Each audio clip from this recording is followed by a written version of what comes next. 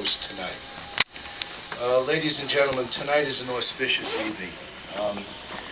Since the creation of Brooklyn Poetry Outreach, we have been located here at Barnes & Noble.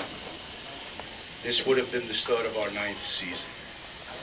As you know, Brooklyn Poetry Outreach was created by Ken Siegelman and our borough president, Marty Markowitz. I would like to thank them very much. It was because of that union, as it were, that I'm here tonight. I would also like to thank Barnes & Noble for being generous for 9 years. As it turns out,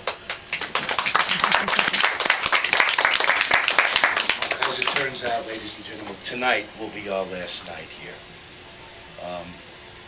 Kenny and Marty were responsible for creating this family of poets in this part of Brooklyn. What they gave us was a gift, and the gift was writing. We advocate for literacy. We honor and revere the ancient oral tradition. We beg of you and implore you to continue to write. Men journal, women diary. Okay? Please, it is the wish of all of us, and I know it would be the wish of Ken. His wish was to bring poetry to the people, make it accessible to everyone, and he did just that. And I would like to thank him. He was my mentor and my dear friend. He's been gone, it's a year now, and we all sorely miss him. Ladies and gentlemen, tonight we are very fortunate to have Susan DeSocio with us. And, you know, Susan's been journaling and writing and chronicling about this neighborhood for many years. Her stories are just so visceral, so real, and packed with emotion. She was one of Kenny's favorites. He loved her style. He loved the way she spoke about what she had seen all through her life. And with that, are you going to stay there or are you going to come up here?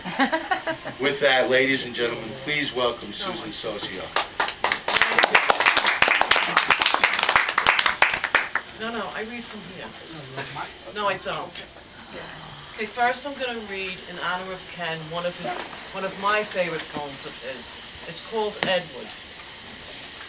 I was held back by my father's arm a yard away from Edward's grave, robbed of any fantasized brotherhood, rained off by a family troika.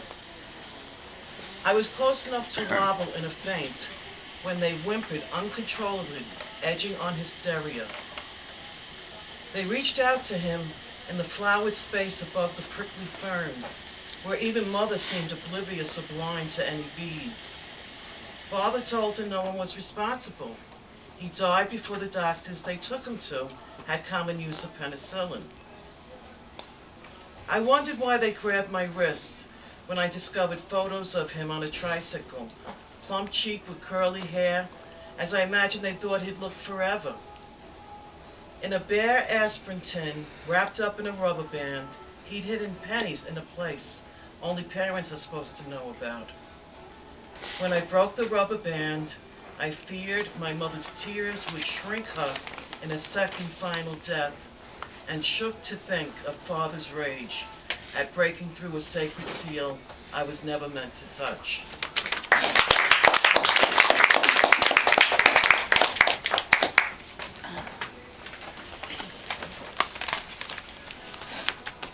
Thank you so much, Maya. You're such a good girl. You're welcome. This one is called Teacher, and I wrote it for Ken.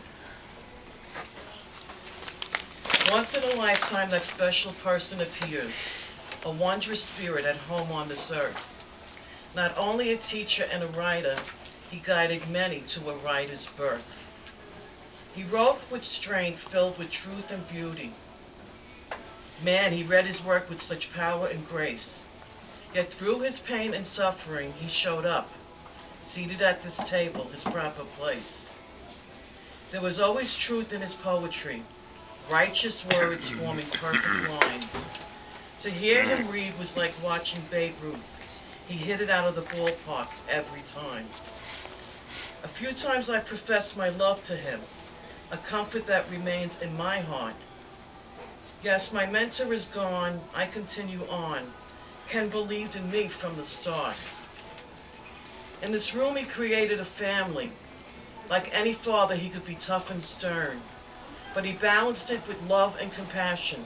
His goal was to teach and have us learn.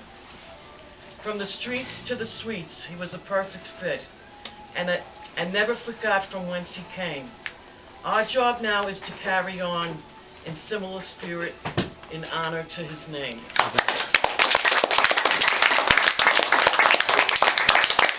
Just want to say some of the things I'm reading I've read before.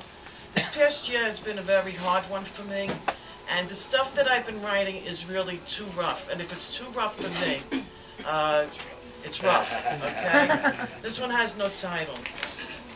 Walking my dog, writing this poem, hard bone girl alone. Thoughts and thoughts of the hot, hard bone. Some boys passed me by, one on his phone, screaming, "He's got a knife? Well, I got a gun." Hard bone girl alone. Mom says she never blew Dad, but he got blown. Monster moon creeps into my room. Into my mouth goes the heart bone. Sucked my thumb till I was 10. I sucked him way before then. My dog stops his shit, and like this poem, I clean it up and head back home. There's another hypodermic needle on the street in plain sight. I'd love to get high, get my mind right. Those days are long over, still I'm undone, and I'm way too old to suck my thumb.